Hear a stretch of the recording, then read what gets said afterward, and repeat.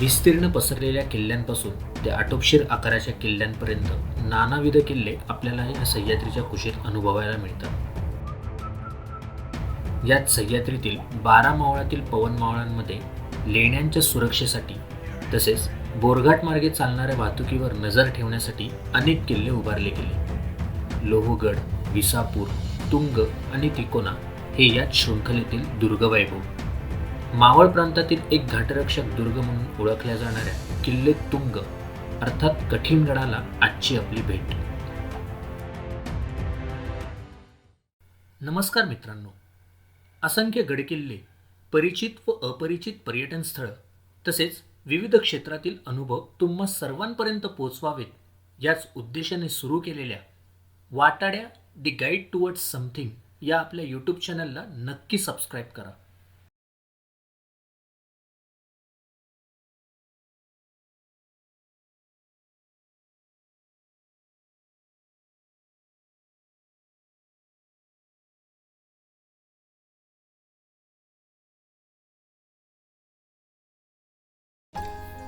पवन मावळात वसलेला हा किल्ला आपल्या वैशिष्ट्यपूर्ण अशा उत्तुंग सुळक्यामुळे लक्षवेधी झालेला आहे. या उत्तुंग अशा गडाला पवनेच्या पाण्याने 3 बाजूंनी वेढा घातला असून गड आणि त्याची ही डोंगररचना अधिकच अद्भुत वाटते.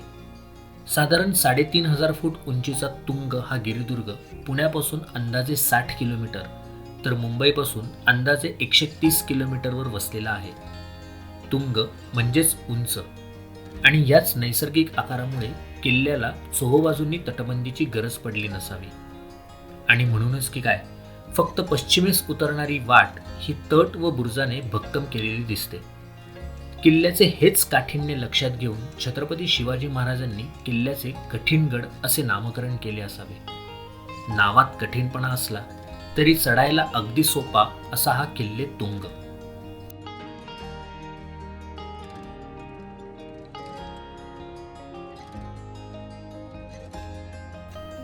लोणावळ्यापासून सार्वजनिक वाहतूक वापरून तुंग किल्ल्यावर पोहोचणे थोडे आव्हानात्मक आहे, कारण किल्ल्यावर थेट वाहतूक उपलब्ध नाही. तुम्ही लोणावळ्याहून एम्बी व्हॅलीकडे जाणारी बस पकडू शकता आणि घुसळखांब फाट्याजवळ उतरून अंदाजे 8 किलोमीटरची पायपीट करून तुंगवाडीत पोहोचू शकाल. पवना धरणातूनही बोटीने किल्ले तुंगच्या पायथ्याशी असलेल्या तुंगवाडीत जाता येते, पण त्यासाठी ब्राह्मणोली या गावातून बोटीची चौकशी करावी लागेल. जर तुम्ही खाजगी वाहनाने जात असाल तर तिकोना पेठ जवळूनच जवणतुंग मार्गाने तुंगवाडीपर्यंत पोहोचता येईल.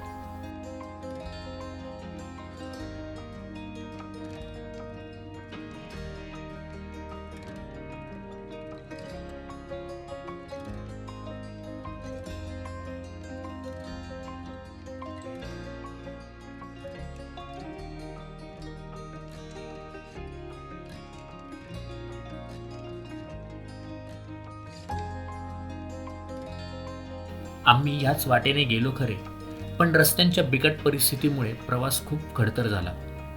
त्यामुळे खासगी वाहनाने लोणावळा घुसळखांब मार्गे किल्ल्याजवळ पोहोचला तरच बरे. तुंगवाडीत पोहोचल्यावर प्रथम नजरेस पडते ते मारुतीचे मंदिर. अगदी अलीकडेच मंदिराचा जीर्णोद्धार झाला असला तरी मूर्ती प्राचीनच आहे. मंदिराच्या समोरच सह्याद्री प्रतिष्ठान महाराष्ट्र राज्य यांच्यातर्फे लावण्यात आलेले माहिती फलक दिसतात.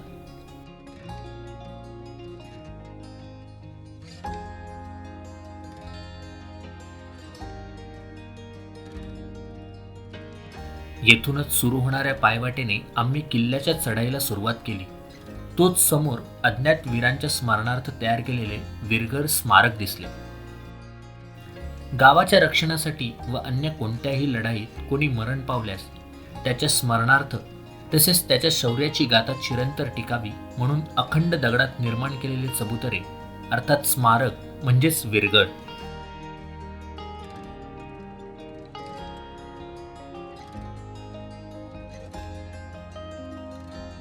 याच अज्ञात वीरांना वंदन करून आम्ही पुढचा प्रवास चालू केला.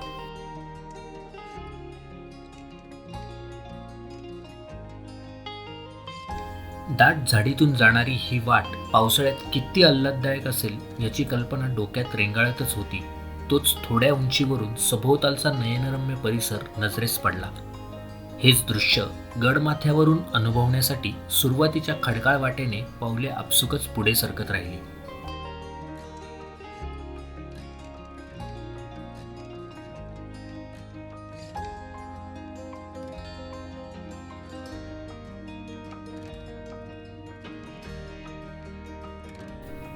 पुढे काही बांधीव पायऱ्या चढून गेल्यावर आपण दगडात कोरलेल्या हनुमानाची प्रतिमा असलेल्या गुहेसदृश्य मंदिरापर्यंत पोहोचतो. नेमका काळ सांगता येत नसला तरीही विजयी मुद्रेतील हनुमानाच्या प्रतिमेचे कोरीव काम हे बऱ्यापैकी प्राचीन वाटते.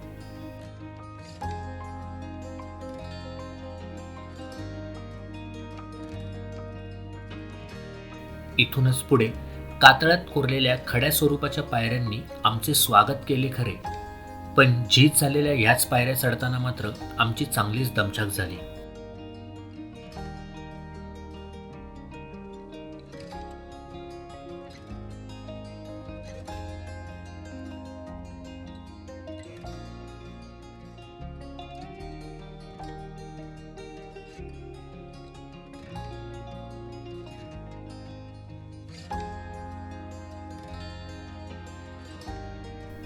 पायवाटेने जाताना संपूर्ण प्रवासात पवना जलाशय कधी उजवीकडून तर कधी डावीकडून साथ देतो आणि कदाचित याचमुळे थकव्याची जाणीव होत नसावी.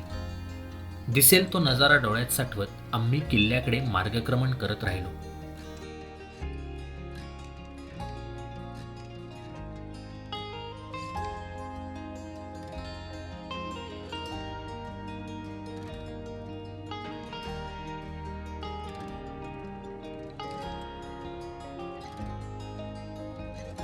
वाटेवर एक गुहासदृश्य जागा नजरेस पडली.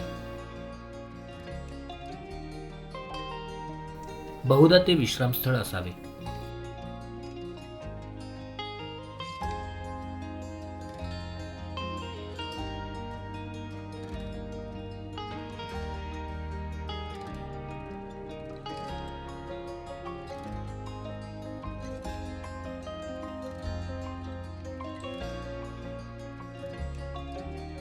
शेवटी कड्यातील हीच वाट संपवत आम्ही किल्ल्याच्या पहिल्या दरवाजाजवळ पोहोचलो.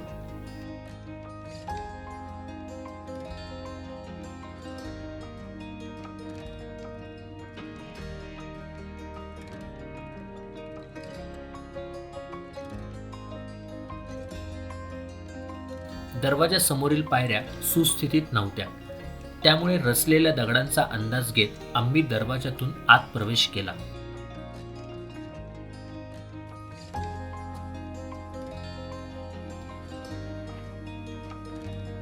गडाच्या पहिल्या दरवाजातून आत आल्यावर कातळात कोरलेली पायऱ्यांची वाट आपल्याला बाले किल्ल्याकडे, तर येथूनच पुढे अरुंद असलेली वाट गडाच्या सोंडेवरील बुरुजाकडे घेऊन जाते.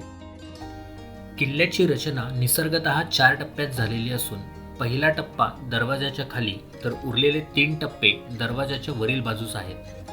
खालील टप्प्याच्या शेवटी एक भला मोठा बुरुज तटबंदीत बांधलेला दिसतो आणि तोच बुरुज पाहायला आम्ही सर्वप्रथम ही अरुंद वाट धरली.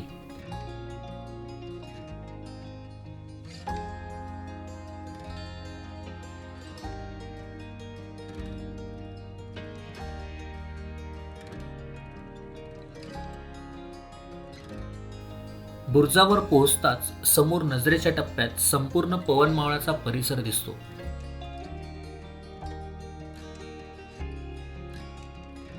तर मागे वळताच शिवलिंगातील शाळुंक्याप्रमाणे उंचावलेला बाले किल्ला आपल्याला साथ घालतो.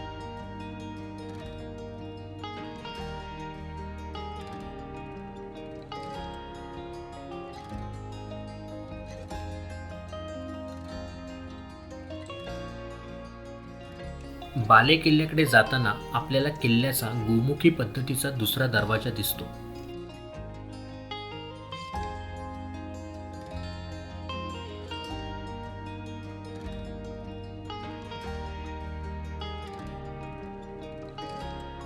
सुस्थितीत असलेल्या या दरवाजावर कोणतेही द्वारशिल्प नसून आत पहारेकऱ्यांच्या देवड्या आहेत.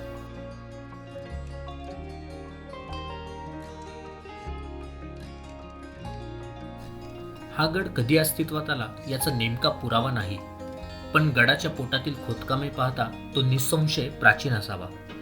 तुंगचा पहिला उल्लेख निजामशाहीत मिळतो. इसवी सन 1657 मध्ये छत्रपती शिवाजी महाराजांनी लोहगड, विसापूर, सोनगड, तळा माहुली व कर्नाळा या किल्ल्यांबरोबरच किल्ले तुंग देखील स्वराज्यात सामील करून घेतला. किल्ल्याचा उपयोग पवन मावळावर देखरेख ठेवण्यासाठी होत असावा. 1665 मध्ये राजा जयसिंगाने व दिलेरखानाने या प्रदेशावर स्वारी करून किल्ले तुंग व तिकोनाच्या आजूबाजूची गावे उद्ध्वस्त केली, परंतु ते किल्ले जिंकू शकले नाहीत.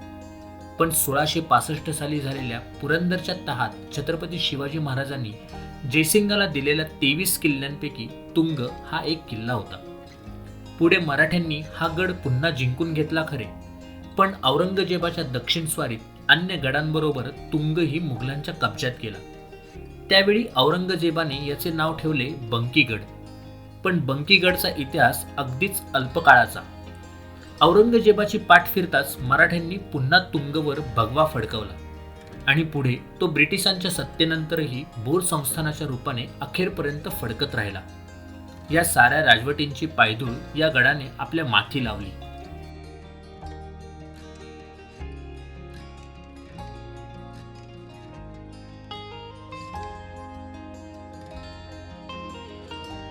दुसऱ्या दरवाजातून आत आल्यावर थोड्याच अंतरावर गणपतीचे छोटेखानी मंदिर दिसते.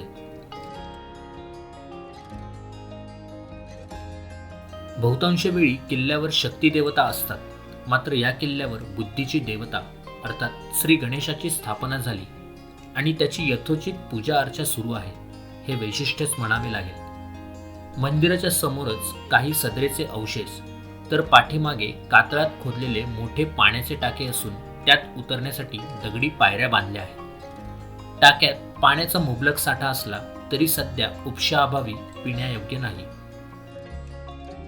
पुढे पायवाटेने आम्ही गडमाथ्याकडे कूच केली.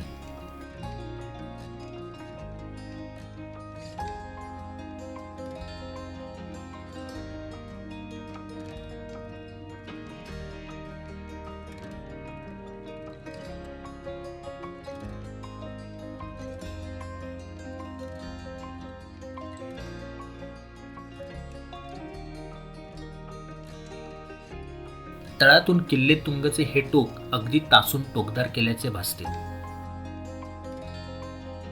कातळातून खड्या स्वरूपात माथ्यावर जाणारा हा मार्ग पुन्हा दमवणारा असला तरी पवना जलाशयाची साथ सुखद अनुभव नक्कीच देते. गडमाथ्यावर गडदेवता तुंगाई मातेचं मंदिर आहे. कदाचित याच नावामुळे या गडाला तुंग असे नाव पडले असावे. प्रत्यक्षात वर पोचल्यावर गडमाथ्याची ही जागा खूपच लहान वाटते. त्यामध्येच दगड रचून उभे केलेले तुंगाई मातेचे हे मंदिर.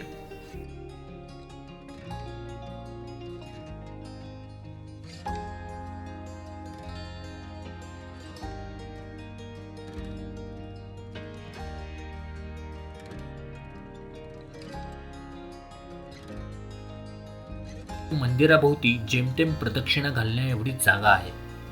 माथ्यावर काही अवशेष दिसून येतात, पण त्यांचा नेमका उपयोग सांगणे अवघडच. किल्ल्यावर शिबंदीला फारशी जागा नाही, त्यामुळे या किल्ल्याचा वापर केवळ चौकीची जागा असा होत असावा. गडाच्या सर्वोच्च माथ्यावरून पवना धरणाचा विस्तीर्ण जलाशय, लोहगड विसापूर ही दुर्गजोडी, तिकोणा किल्ला व भोवतालच्या परिसराची कितीही कल्पना केली तरीही प्रत्यक्ष बघताना कल्पनेपलीकडील सौंदर्याची नकळत जाणीव होते. साधारण 1.5 ते 2 तासात आम्ही संपूर्ण गड फिरलो आणि सर्व अनुभव गाठीशी बांधून परतीचा प्रवास सुरू केला.